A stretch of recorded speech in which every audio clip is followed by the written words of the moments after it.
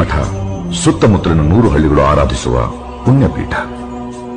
ಸ್ಥಳ ಮಹಿಮೆ ಇರುವ ಈ ಮಠದ ಆದೇಶವನ್ನು ಈ ಊರಿನ ಜನರು ಎಂದಿಗೂ ಮೀರಿದ್ದೇ ಇಲ್ಲ. ಚಂದದ ಜೀವನನ ನೀಡಿರೋ ಗುರುಗಳು ನಮ್ಮ ಗುರುಗಳು.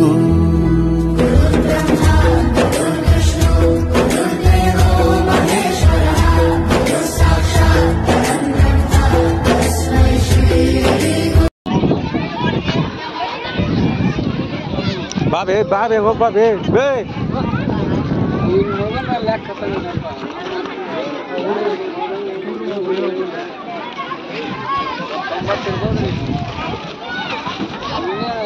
ಬರ್ರಿ ಬರ್ರಿ ಬರ್ರಿ. ದಿನ ಒಂದೊಂದು ಕಾಯ್ದೆ ಕಾಣೋ ಟೀಚರ್ನೇ ತೊಗೊಂಡು ಇಳಿಸೋದು ವಿಡಿಯೋ ಮಾಡಿ ಕಳಿಸ್ಬೇಕಂತ. ಟೀಚರ್ ಡ್ರೈವರ್ ಟೀಚರ್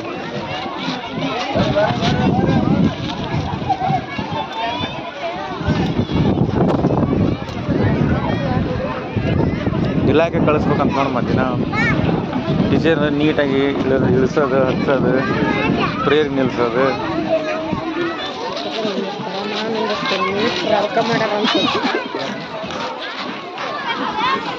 ಬರ್ರಿ ಬರ್ರಿ ಬರ್ರಿ ಜಲ್ದಿ ಬರ್ರಿ ಜಲ್ದಿ ಬರ್ರಿ.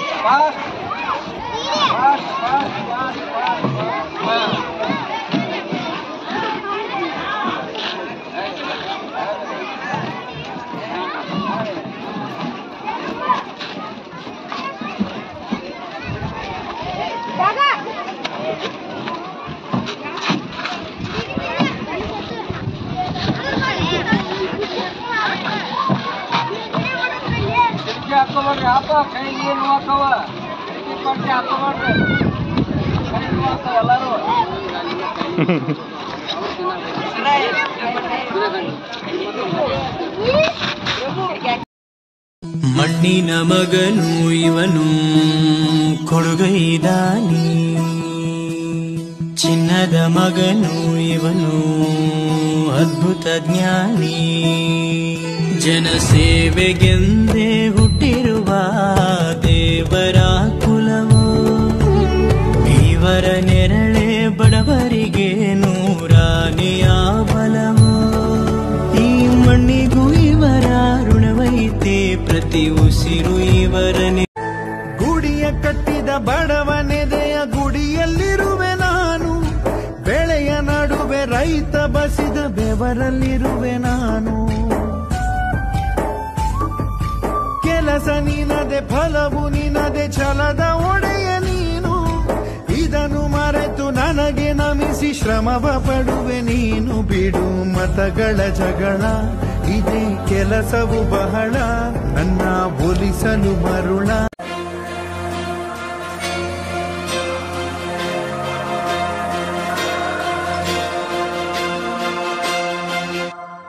ಓಂ ನಮೋ ಹಿರಣ್ಯ ಬಾಹವೇ ಹಿರಣ್ಯ ವರ್ಣಾಯ ಹಿರಣ್ಯ ರೂಪಾಯ ಹಿರಣ್ಯ ಪತಯೇ ಅಂಬಿಕಾ ಪತಯ ಉಮಾ ಪತಯ ಪಶುಪತಯೇ ನಮೋ ನಮಃ.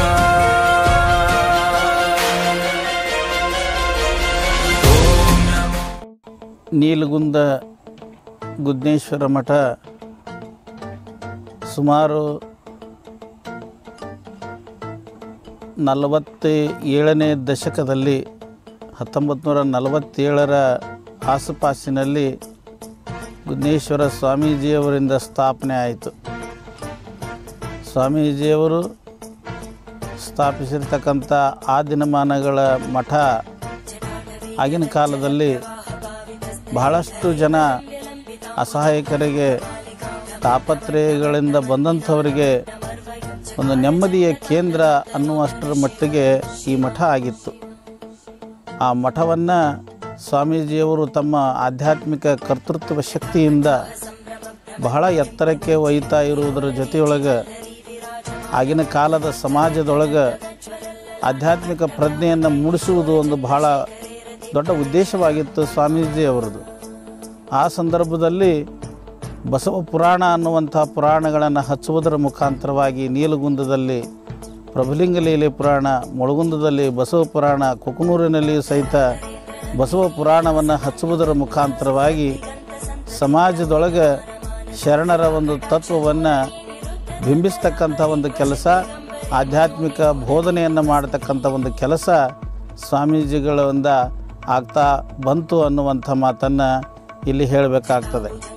ಅಂಥ ಸ್ವಾಮೀಜಿಯವರು ಆ ಕಾಲದೊಳಗೆ ಭಾಳಷ್ಟು ತಾಪತ್ರಯಗಳಲ್ಲಿ ಇದ್ದರೂ ಸಹಿತ ಭಕ್ತರನ್ನು ಮಾತ್ರ ಕೈ ಬಿಡದೆ ಮುನ್ನಡೆಸಿಕೊಂಡು ಬಂದು ಈ ಮಠದ ಉನ್ನತಿಗೆ ಕಾರಣೀಭೂತರಾದರು ಅನ್ನುವಂಥ ಮಾತು. ಅವರ ನಂತರ ಈ ಮಠ ಅಸ್ತವ್ಯಸ್ತ ಆದರೂ ಸಹಿತ ಬರಬರ್ತಾ ದಿನಮಾನದಲ್ಲಿ ಈ ಮಠಕ್ಕೆ ಒಂದು ಟ್ರಸ್ಟ್ ರೂಪುಗೊಂಡಿತ್ತು, ದಿವ್ಯ ಚೇತನ ಟ್ರಸ್ಟ್ ಅನ್ನುವಂಥ.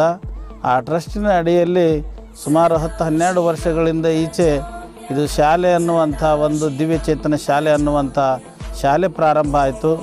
ಶಾಲೆ ಪ್ರಾರಂಭ ಆಗಿ ಆ ಶಾಲೆಯ ಮುಖಾಂತರ ಬಹಳಷ್ಟು ಗುಣಮಟ್ಟದ ವಿದ್ಯಾರ್ಥಿಗಳನ್ನು ತಯಾರು ಮಾಡಲಿಕ್ಕೆ ಅನುಕೂಲ ಆಯಿತು ಅನ್ನುವಂಥ ಮಾತನ್ನು ಈ ಸಂದರ್ಭದಲ್ಲಿ ಹೇಳಲಿಕ್ಕೆ ಇಷ್ಟಪಡ್ತೇನೆ.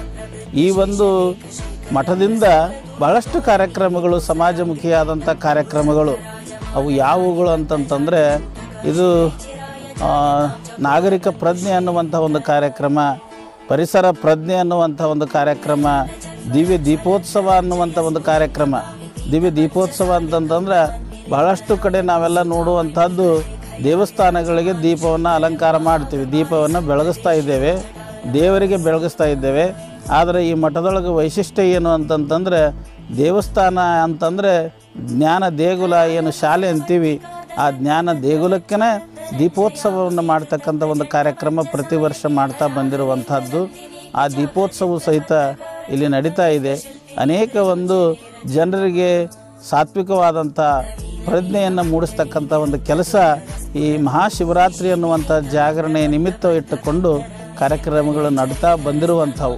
ಅಂಥ ಕಾರ್ಯಕ್ರಮಗಳನ್ನು ನಾವು ಮಾಡ್ತಾ ಇದ್ದೇವೆ.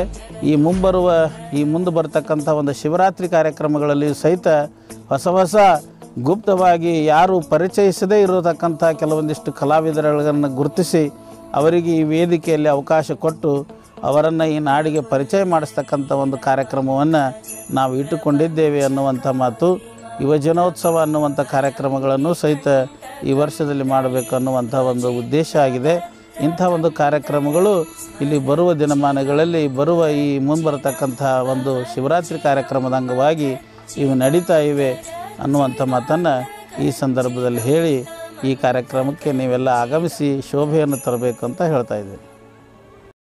ಮಣ್ಣಿನ ಮಗನು ಇವನು ಕೊಡುಗೈದಾನಿ, ಚಿನ್ನದ ಮಗನು ಇವನು ಅದ್ಭುತ ಜ್ಞಾನಿ, ಜನಸೇವೆಗೆಂದೇ ಹುಟ್ಟಿರುವ ದೇವರ ಕುಲವು, ಇವರ ನೆರಳೆ ಬಡವರಿಗೆ ನೂರಾನೆಯ ಬಲವು, ಈ ಮಣ್ಣಿಗೂ ಇವರ ಋಣವೈತೆ ಪ್ರತಿ ಉಸಿರು ಇವರನೆ.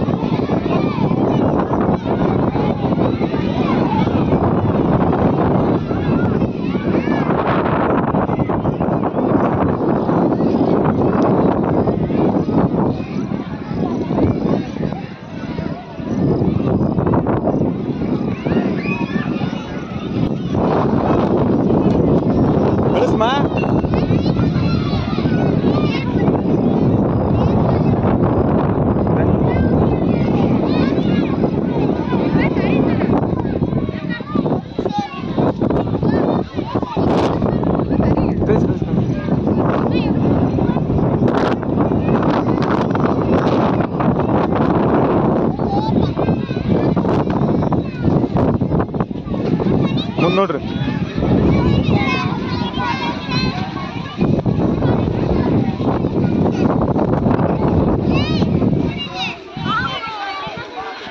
ಸಾತ್ವಿಕ. ಸುಮ್ಮನೆ